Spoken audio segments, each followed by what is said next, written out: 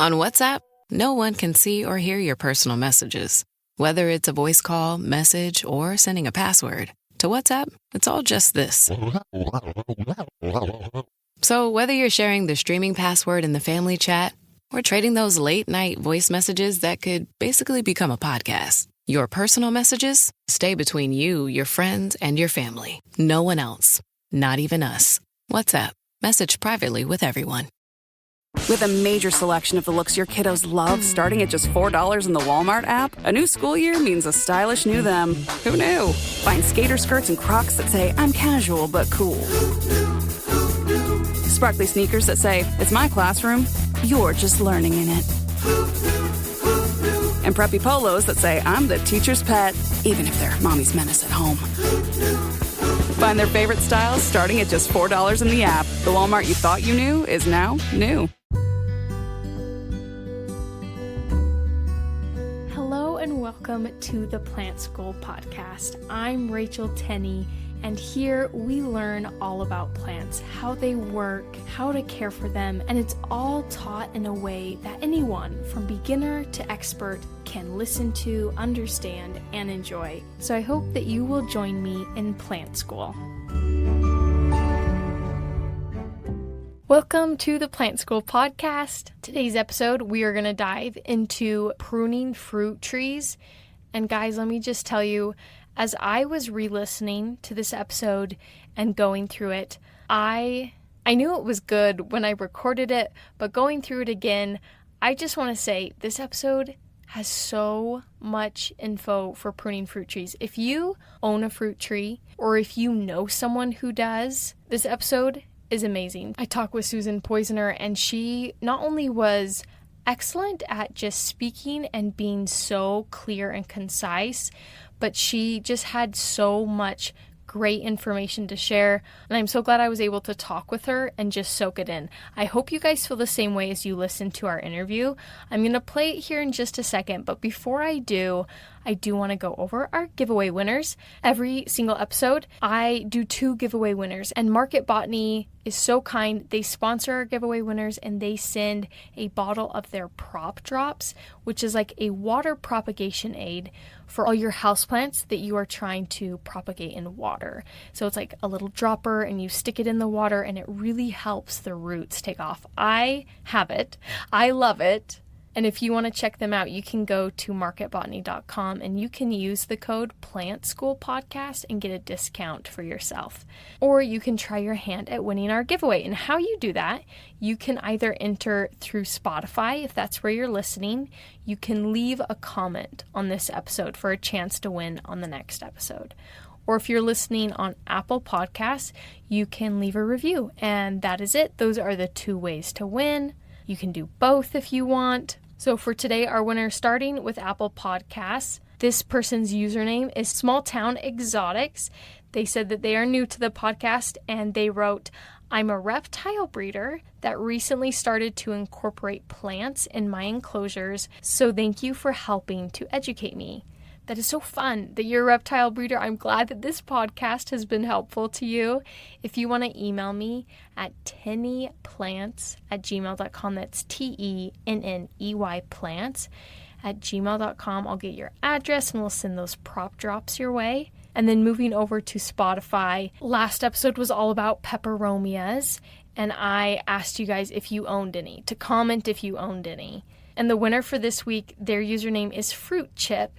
They said, I have Moon Valley Paleas, but not peperomia. Every specimen I've seen this season has looked like it was infested with something. Well, Fruit Trip, I'm glad you skipped out on those infested-looking peperomias. Hopefully soon you can snag one. But Fruit Trip, thank you for commenting. Again, email me at tennyplants@gmail.com, and I will get your address as well to send Market Botany's prop drops your way. And again, if you want to enter into the next episode's giveaway, leave a review on Apple Podcasts if that's where you're listening. Or for all of you on Spotify, go ahead and comment if you are the owner of a fruit tree. If so, what kind. I want to hear about what kind of fruit trees everyone is growing, or maybe a fruit tree that you have grown in the past. Maybe you grew up with it in your childhood home or something. Or you can comment something else. I will not disqualify you from the giveaway, depending on what you comment, of course, for those of you on Spotify. And if you aren't sure how to comment, you literally just click on this episode, scroll down a little ways, and you will see a little box that will allow you to comment on this episode. All right, I'm going to stop yapping so that you can enjoy my conversation with Susan Poizner. I hope you guys enjoy it as much as I did. All right, I am so excited for our episode today. We have with us Susan Poizner, who is an expert at fruit tree pruning, something I am very curious about, and I feel like most everyone at some point is going to have some questions about fruit tree pruning. So she's going to share with us her knowledge. But first, Susan, would you mind introducing yourself, and how did you become an expert in fruit tree pruning? I find it so funny that you even call me an expert and that people call me an expert. And I guess after 15 years I am, but my background has nothing to do with fruit trees or horticulture. I'm a journalist, I'm a filmmaker, I'm a broadcaster, and I kind of stumbled into this whole thing years ago when I got married to my husband, Cliff. And Cliff is from Trinidad, and in Trinidad, like you throw a seed down, you get a tree with like luscious fruits on it. You hardly have to work. He loves gardening. So when we moved in together, he wanted to plant a garden. And I really became interested in growing food plants. And from there, I became really interested in trees. Trees are my passion. I still have a garden. I love flowers. I love cut flowers. But trees are such a special thing for me because I see them like beings. It's like you plant a zucchini plant once, and then at the end of the year, hopefully you got zucchinis, and then you throw it in the compost. But a tree can last for 10, 25, even 100 years. And over the years, these beautiful beings become your friends, and they are the most generous friends you can have. Because with a little love and correct care, they will give you so much fruit for your family, for yourself, for your community even. They are such beautiful, generous things. And so I fell in love with fruit trees. I started a community orchard in my local park. And the thing that I realized then was that I had no idea how to care for these trees and that I had to learn. Because while fruit trees are lovely and generous, they are also a little finicky. And we can talk about the reasons why, but they definitely need hands-on care. And so my whole quest 15 years ago was, how do I learn to care for these trees that I have planted in the public park? I certainly want this to be a success. I don't want it to be a disaster. And I better figure this out because otherwise it's going to be very embarrassing for me. I love the way you put that, of how trees can be so giving. I do have a question with that community garden, the community orchard. How did you go about doing that? Is that like something anyone could start? I'm very intrigued by that. I love this whole idea. When we planted, in 2008, when I was developing this idea, community gardens had become popular where people are planting zucchinis and flowers and vegetables and whatever. And I'm like thinking, why aren't there fruit community orchards? Like, why doesn't this really exist? It was relatively new in North America at that time. And so I went to my city and to the Parks and Recreation folks, and I said, listen, I really want to plant an orchard in our park. This is a park nobody goes to. Nobody seems to care. It was kind of ugly. Nobody spent time there. And why can't we bring life to the park? With the fruit trees, we'll get blossoms, we'll get fruit, we'll get harvest festivals, we'll get community working together to care for the trees. And I got lucky because people at the time told me, oh, the city says no to everything. Whatever you want, they're going to say no. My park supervisor was the greatest guy. And he said, I love fruit trees. Let's do it. And so what happened was we had to prepare a proposal and present it to our local community for feedback. It was a bit of a kerfuffle. There were some people in the community that didn't want it. But in the end, we got permission to plant the orchard, And it has absolutely transformed the park from a neglected green space that nobody cared about to a beautiful green space that is a highlight for the community, where there's always people and activity, and folks bring their fold-up chairs and they lay them out, under the fruit trees and in the park. We've got a beautiful pollinator garden. Everybody loves the park now. And it's not because of us, it's because of our fruit trees and us. That is so cool. That's something I have never considered. But I now want to look into that to see if maybe I could get that going in our community, because I know we don't have one. And I feel like that would be a really great addition to any community, really. Absolutely. So here's the deal. You get not just fruit trees and fruit, but you get community. So in this day and age, we are all living in our four walls in our houses, and everybody is like, okay, I've got my garden and I do my thing. This has encouraged people to come out of their homes. It's brought people together. In our park, we've got some people who live in small houses, big houses, and also people who live in rental apartments. And we all work together. Everybody connects. When I got sick in 2017, I had Lyme disease and it was challenging. The people who were there for me were the members of the orchard. Those were the people who were knocking on my door saying, how are you feeling today? I'm coming to visit. I want to cheer you up or just sit with you while you're sad. That's what happens. So building the community is huge. Amazing. Now, when you're planting your community orchard, you can say, well, what if people steal the fruit? And I will tell you, it happens all the time, right? And in fact, it can be disappointing and even heartbreaking. Saying that, one person, when I did my research about community orchards, I called all these community orchards, and I wrote my first book about community orchards, actually. One person said, look, if people are stealing the fruit, then they clearly need it. We just need to plant more fruit trees. I like that. That was such a nice perspective. You do it not just for the fruit, though you have that. You do it for the community, and it's amazing. Yeah, what a lovely way to start this interview, because that's something I just hadn't considered. And I hope other people who are listening will perhaps consider it, maybe proposing it in their communities to their local park and recs department. So my first question for you in regards to pruning fruit trees is, why is it important to know what you're doing? Oh my gosh. Well, first of all, when we planted our fruit trees, I was relatively, I was by then a gardener. I knew how to do some stuff. I had a garden, and I thought fruit trees, you just plant them and you just leave them there. I didn't even realize that pruning was a thing.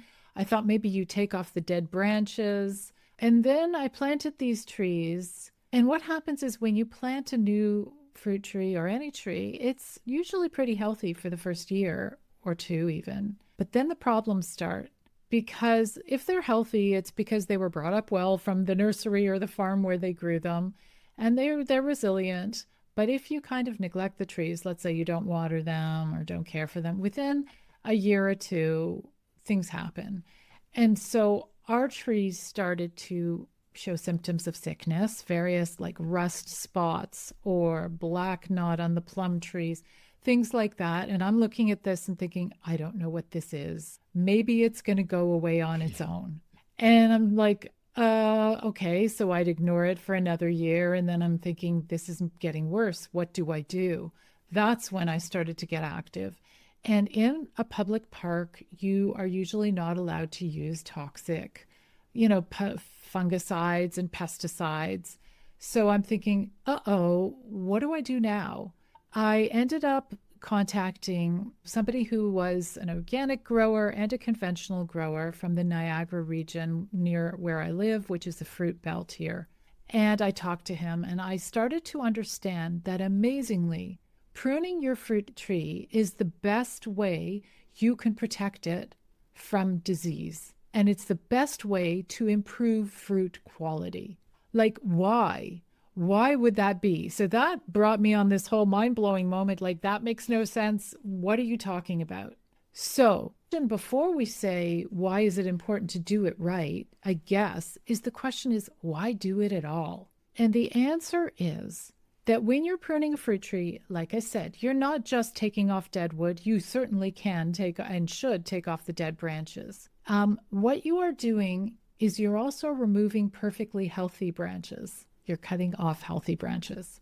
Because what you want to do is create an open and airy structure that allows the air to blow through and allows sunshine to penetrate into the canopy.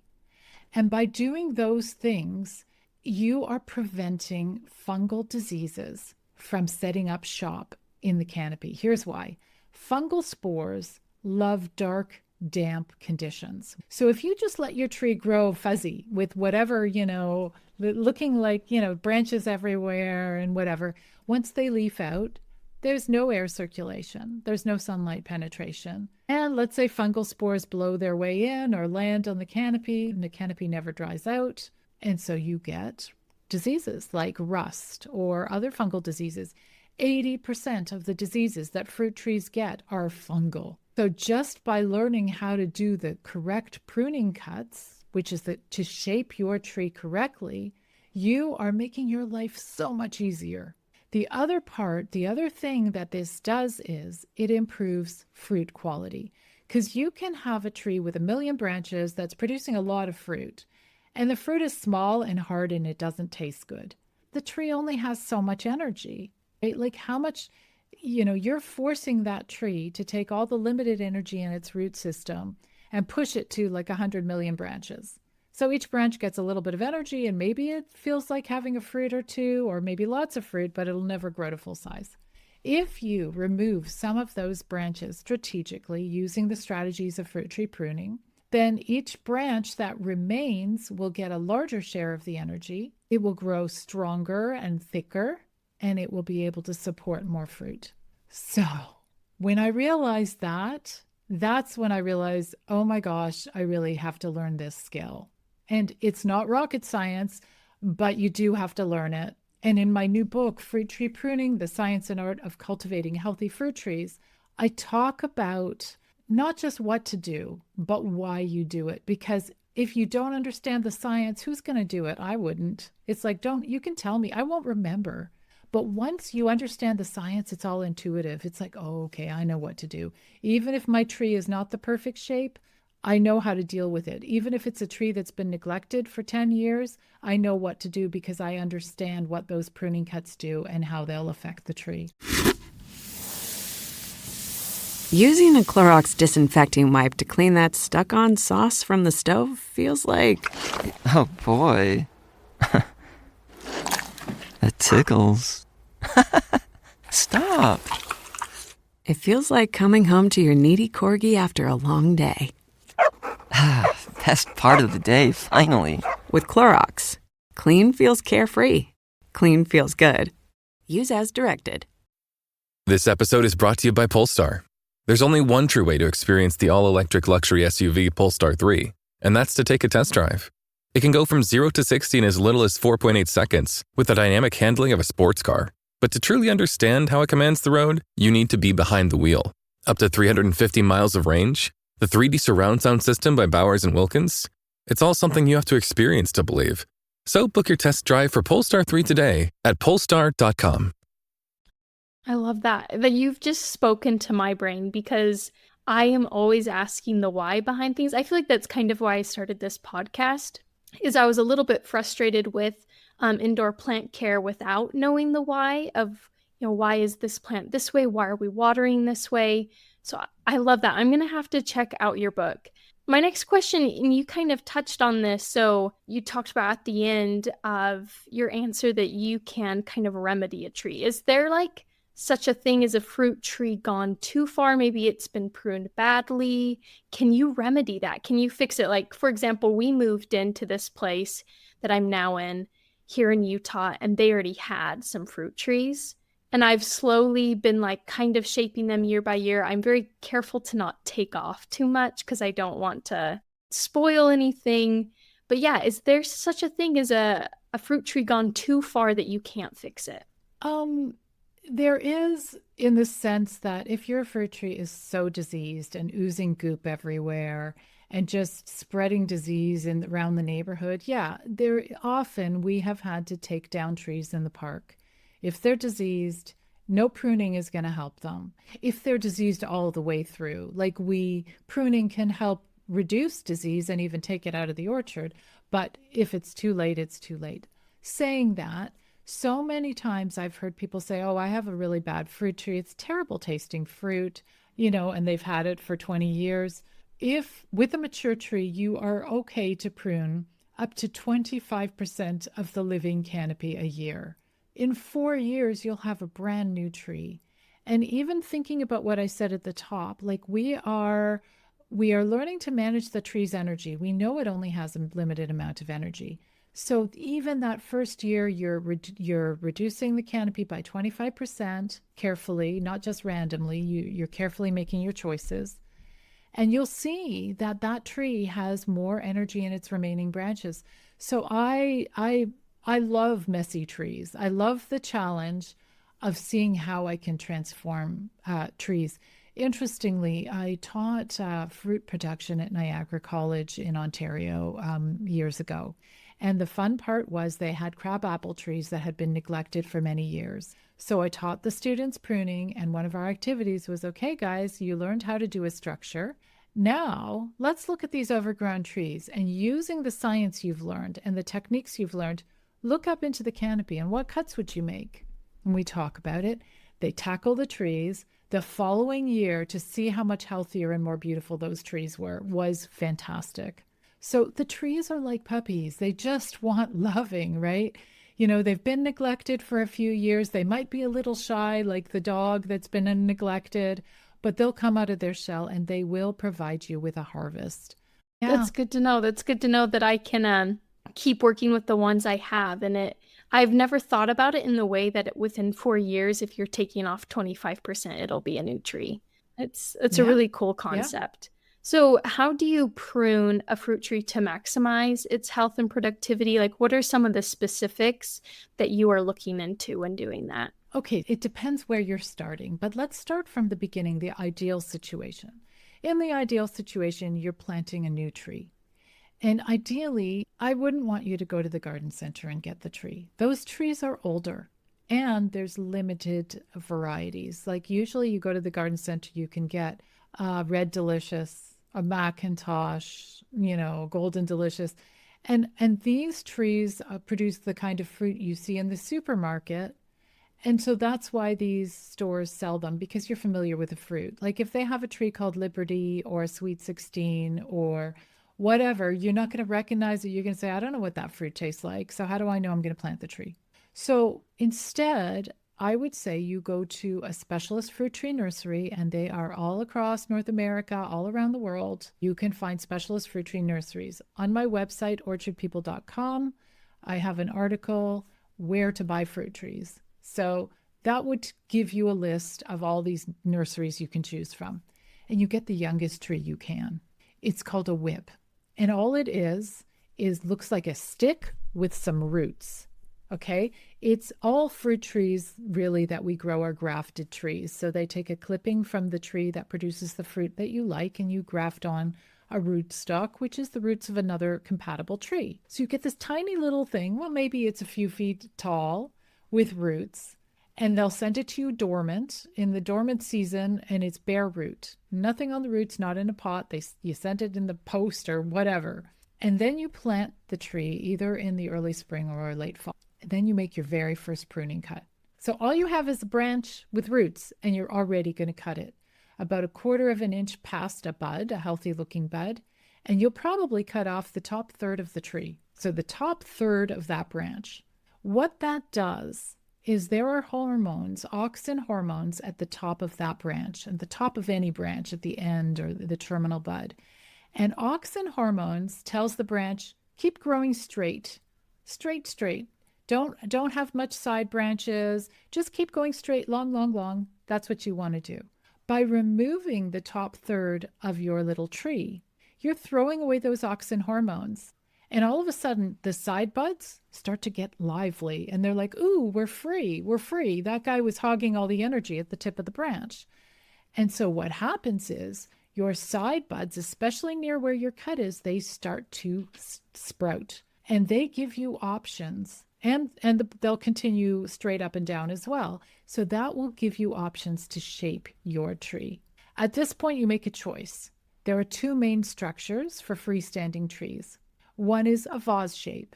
So there's the trunk, and then there's like a vase or a bowl with, let's say 5 branches. Another is called the central leader shape, which shapes your tree like a Christmas tree.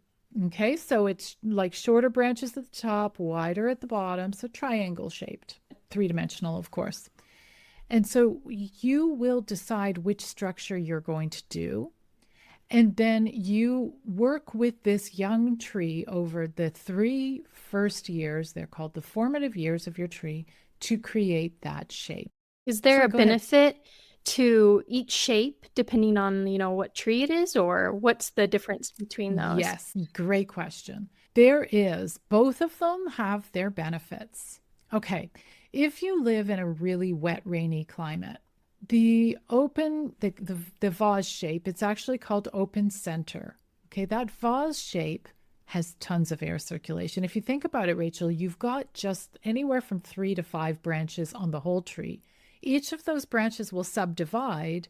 And if you were looking at it from the bird's eye view, you would see that as each of those 3 to 5 branches subdivide, they're filling up the space almost in a plate-like manner. But the middle is empty.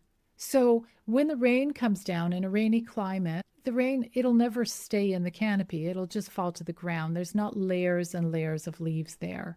So it keeps it dry. There's air circulation, tons of sunlight. Though that shape is really usually used for stone fruits, cherries, plums, apricots, peaches, though it doesn't have to be used for those, but often it is. In the United Kingdom, that structure is also used for apples. So that's a good structure. Here's the downside. You end up getting very long branches. So if there's extreme weather, those branches can break really easily. Okay, so now let's go to central leader. Here you have shorter branches. Okay, so imagine your Christmas tree shape. At the top, the branches are shorter so that they're not shading the bottom branches. And at the bottom, the branches are longer, but nowhere do they get crazy long. And each time you head back a branch to keep that triangle shape, you're kind of beefing up the branches because you're removing the auxin hormones on those branches that you're shortening. And then the energy is then redistributed to the rest of the branch, and they get thicker and stronger even though they're short. So they're short and stout. I kind of talk about this like with me and my husband. I'm tall and willowy with long arms and legs, right? So I got long branches. He's shorter, like more muscular, sort of squat, shorter arms. He can hold a lot, right? He's a strong dude. He always has a heavy backpack with all sorts of stuff in it. So that's what the central leader tree is good for. It's good for tough windy conditions. It can also hold a heavy harvest. We did that structure mostly for the first, 10 years in our park. One day in 2013, we had an ice storm in our city, very bad ice storm. Big trees fell down all over the city. Huge branches fell down. And then we went to our park, which the trees were maybe, 5 years old, 4 years old. Not one branch broke because we had trained them into a strong fruit-bearing structure that can support a heavy harvest. So that shows you the strength of that structure. Both are great. It's your choice. Just to add in, some trees, two of our cherry trees, we trained them as central leader trees, the triangle shape. And over the years, maybe the central leader, the central trunk or branch got diseased, or it just seemed like they wanted to be open center. So we've just turned them into open center trees. They had more whooshy, swoopy outward branches. So there's flexibility there. That's interesting. And I didn't mean to cut you off on you talking about how to prune a tree to help its health and productivity. So you have that whip, you've cut off about a third. And over the next few years, are you just pruning it to stay within the shape that you've chosen? Well, so then think about it. So year 1 And I'm going to just talk about the open center. It's much easier to describe in an audio form. It's a little more complicated to talk about central leader. Both of these are in my book if you're interested. But so year 1, you make one cut on your whip. One cut. You cut off the top third, you let the tree grow. Year 2, you look at the shoots that you've got. So the central branch, that little shoot, will continue to grow upwards. As soon as you cut, there will always be a branch that wants to go upwards. That's the nature of auxin hormones. It's trying to reach to the sky, grab some sunlight. So there will be a central shoot, but there will also be lots of side shoots for you to choose from. And in that case, you will probably choose, let's say, 5 of the shoots near the top cut, maybe with a couple of inches between each one so they're not all at the same spot. And let's say you choose 5 branches to keep, you will remove every single other side shoot on that little whip. Because you don't want competition. You're creating a shape. You don't want a bazillion. You don't want a side branch that's like 5 inches above the ground, right? That would be ridiculous. So you're going to either rub off or cut off the ones you don't want. And if you're doing open center, if there is a central stem that wants to go straight up, you remove that too, because you want an empty bowl, right, with your branches. So that's year 2. You're picking the branches that you want for your structure and removing every other branch. In year 2 as well, you will head back, which is shorten the 5 chosen branches. You're going to, cut off, let's say, 5 buds or 3 buds or whatever, again, to remove the auxin hormones and throw them away so that each of those 5 branches will be encouraged to subdivide, right? So each branch then divides into 2. And then the next year you come back. All you want is one stem and 32 inches later, you want it to divide into 2. And then you want those 2 branches to divide into 2 again. And each time you want about 32 inches before you subdivide. Otherwise, it's all crowded in. So in the first 3 years, you create your structure. You've got a structure. After that, you maintain it. So those are the formative pruning years. Now, if you did buy a potted tree, you don't have the advantage of creating and sculpting that beautiful shape right from scratch. And then there's other strategies.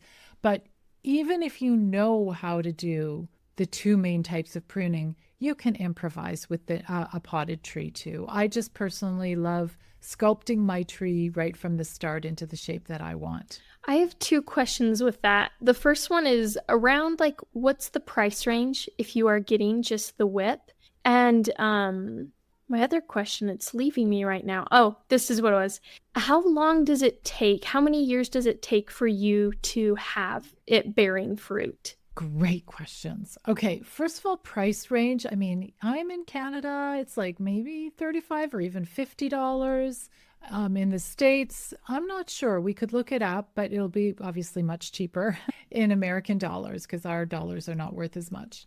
In terms of fruit production, I always recommend that for the first 2 years your tree is in the ground, and I don't care if it's a potted tree or a whip, is if it does produce fruit, remove every single little baby fruit you find on that tree. It is the kind thing to do, and it allows the tree to take its energy and instead invest that energy in the root system and invest that energy in the branches. You want it to have a strong structure before it starts to produce fruit. It takes its limited energy and puts it into producing fruit for us to enjoy. It's stealing from the formative structure that it has to create. It really needs to stretch out those roots to have a strong structure. So don't expect fruit and don't want fruit until year 3.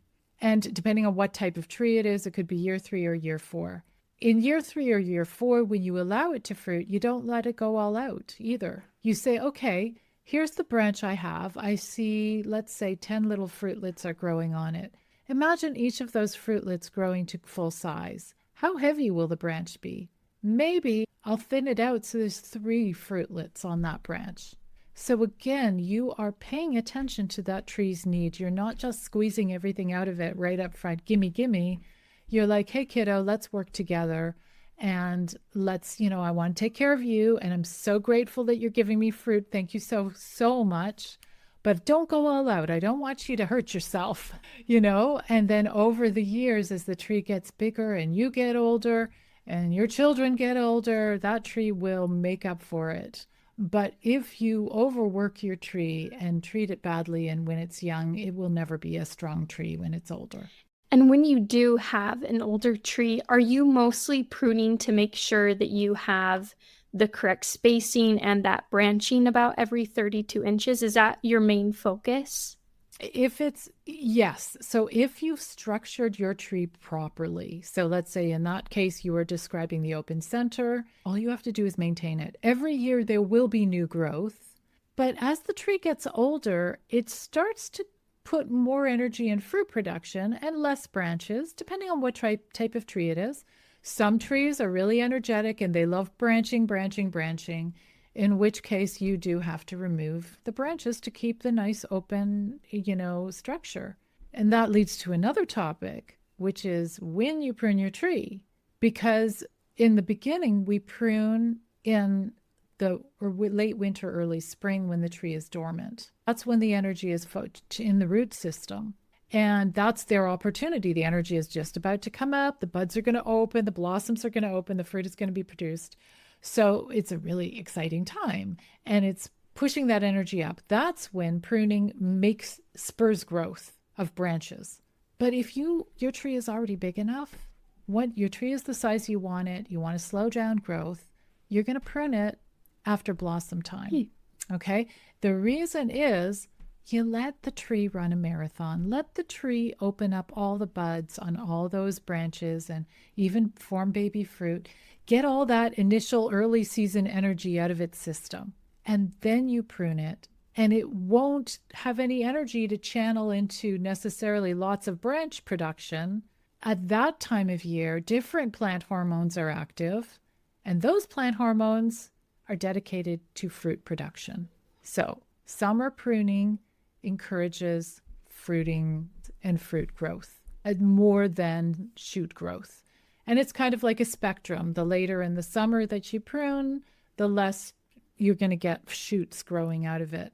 What you don't want to do is prune in the fall, like before dormant season, because even then it can spur a little bit of growth. The young branch can freeze over the winter at a time when it should be dormant, and it messes up the tree. So my ideal pruning time starts in the late winter, early spring if I want to stimulate growth, and after blossom time or at some point in the early summer if you want to slow growth down and channel growth channel energy into the fruit. Okay, that's good to know. I had no idea that there was like a difference in, when to prune for structuring, when to prune for fruiting. It's a little too late for me now, but next year I will get it down because I definitely did my pruning in late winter. And for these mature trees, it probably would have been better to do it after they had budded out since they are in those fruit production years. Yeah, it depends. And if they're not super huge, you haven't done any damage. The times when it's frustrating is sometimes people have like a big old apple tree that's just way too big. And they're like, come on, let's bring in the pruners, let's bring in the loppers, let's bring in the handsaw, let's bring down the size. And they do it in the late winter and they're all working so hard. And then they can't figure out when the growing season starts what's going on. They get twice as much growth. They get water sprouts, which is those upward branches. The tree is freaking out. It's got so much energy channeled into the remaining branches. And they're like, damn, a lot of people think fruit tree pruning, what the heck is this? Like, it just makes it bigger. I'm trying to prune to make it smaller. So that's one of the things that, I learned early on. It's like, people don't know. I'm kind of sharing the news. Here's the news, guys. And with that, I do want to ask you, probably as our closing question is, what mistakes do you often see with tree pruning that you wish you could shout it out and correct? It's just time and time again, people are making these mistakes. Oh, goodness. Okay. Well, there are so many, but one of them not to do is, okay, yeah, I'm going to prune my fruit tree and here it is. It's a big mess of branches and I'm just going to trim the ends of all the branches, right? I'm just going to make it a lollipop shape. The crazy part of that is The science, what happens is you are going to spur, every time you cut off the auxin hormones at the tips, you're going to be making the buds along the sides really lively, right? You're taking away those dominant auxin hormones, and the lateral buds are going to produce branches. So you end up getting this sort of like broom effect where you just get more branches and worse air circulation. So the answer is not trim in a circle around your tree. In fact, what I teach you to do is go into the tree and remove entire branches back to the origin. So you're going to look at the trunk and you're going to be removing entire branches, especially, whatever you're doing, but especially if it's an overgrown tree. Sometimes if there's an overgrown apple tree that's huge, you just look into the canopy and you look up and you think, which is the most congested part of the canopy? And once you decide what it is, you can track back to one branch that attaches to the trunk. And when you take out that one branch and all its side branches, you're going to open up a whole part air circulation in the center of the tree. And that will give your tree a wonderful opportunity to have better air circulation and sunlight penetration. And that may be your one cut for the year. Yeah, so that's another problem that people do. And the other problem is not pruning at all. What people plant a young tree, let's say they get a potted tree from the garden center and they pop it in the ground and they're like, man, this thing takes so long. Why is it taking so long to grow? And there's nothing wrong with the tree. Hopefully they're watering it and hopefully they're fertilizing it correctly and not using fertilizer spikes or just mulch the tree with compost in the spring. That's good enough, right? Don't mess around with nitrogen stuff. Just by pruning the tree correctly, you are encouraging growth. And all of a sudden, this little tree that never grew starts to grow for you because you're helping the tree manage its energy. I'll just say that fruit tree pruning and growing fruit trees in general is a partnership. It is a partnership between the grower and the tree. And nobody thrives if you guys don't work together, right? So, and that's what I love about fruit trees so much. Every year when you go back to prune them, you see, oh, this is what happened from last year. And wow, okay, thank you for telling me what I should do this year because you're showing me you liked this cut, but you didn't like this cut. And each year you develop that relationship and it's very beautiful. I have sorry, before we close, I have a specific question, and this is on the topic of mistakes. So I pruned off a very large branch on my plum tree, and I'm a little worried that it was too much for this tree because there were hardly any blossoms on it as spring came around.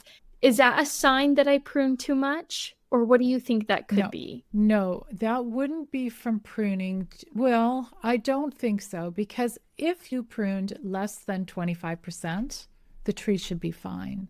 There weren't blossoms. To me, it feels like it's maybe a climate thing. Why else would there not be blossoms? Sometimes people say, well, it blossomed, but I didn't have fruit, and that could be no pollination partner. It could be nutritional, or it could be environmental. So for instance, if you gave that tree a lot of nitrogen, and nitrogen spurs leafy growth, but takes away from fruit growth. So if you had put some fertilizer spikes that gave it a lot of nitrogen, that could have been the problem. Or climate. Sometimes the buds start to open and then there's a frost and then they die. So I'm curious to hear. At some point, feel free to send me a picture of your tree and I'd be very curious to see what it looks like. Does it actually look healthy? Are there other symptoms that may indicate some sort of disease? But pruning wouldn't cause that. Okay, that's good to know. I was just a little bit stumped on it, and it might have to do with the whole climate thing because we've had very long spurts of warm weather, which was unusual for us, and then it would get super cold. So I think perhaps... Oh. You know what I think it is? It might have to do with the reason that in warmer climates, people need to check out on their chill hours. They have to check out chill hours. If a tree doesn't have a long enough winter, and every tree and cultivar has a different length of the winter, then the hormones get confused. They don't really know when they're coming. Hey, should I be producing flowers or not? Like, should I produce fruit? I'm kind of confused here. So it could be maybe it was a warmish winter. But I'm really curious to see what happens this year for you. Yeah, hopefully we still get some plums because me and my kids love to munch on them every summer. So, well, thank you so much, Susan. This has been so very helpful. I know our listeners will feel the same, all the information you've shared. So last thing I want to ask you is just where can people learn more about you and what you're up to? And also, where can they find your books that you have written? Great. Thank you so much. So they can go to orchardpeople.com. That's my website. I have tons of information. I've got all sorts of articles on there, like when to prune fruit trees or how to prune an old apple tree. There's a whole page with all sorts of pruning guidance. There's another page with all sorts of guidance on fertilizing your fruit tree. So that's orchardpeople.com. I have a radio show and podcast. It's also called Orchard People, and that's on all the podcatchers and Apple and whatever. I also do online courses in fruit tree care, which you can find on orchardpeople.com. And so all the knowledge that I have compiled over this 15 plus years is in the training, and so they can take courses. So finally, my books are available on Amazon. And the one that we've been talking a lot about is called Fruit Tree Pruning, the Science and Art of Cultivating Healthy Fruit Trees. And if you guys want to prune, that's a really good one. The other one I would say, as I've got a little book, it's called Grow Fruit Trees Fast. And that book, if you are thinking of planting a fruit tree and you want to know, is this a good idea? What's involved? It takes an hour and a half to read the book from cover to cover, and I tell you everything. You will know how to fertilize your tree. You will know how to protect it from pests and diseases. You'll know everything, in a little capsule. It's for busy people who also don't want to waste their time and take a long time like I did to establish their trees because they didn't know what they were doing. I did that. You don't have to. So hopefully that helps. And I would be very, very happy if people enjoy the books. Well, thank you so much again for sharing your knowledge. And I know that you have so much more to share. If you guys are interested, check out orchardpeople.com as well as Susan Poizner's books. If you have any questions regarding your fruit tree care. And Susan, again, thank you for being here. Thank you so much for having me. This was lots of fun. Thank you so much for being here and for listening to the Plant School podcast. I hope that you will join me for our next episode. And if you would like to support this podcast and keep it going, there's a link down in the show notes of this episode where you can donate to this podcast. And I really appreciate all that help.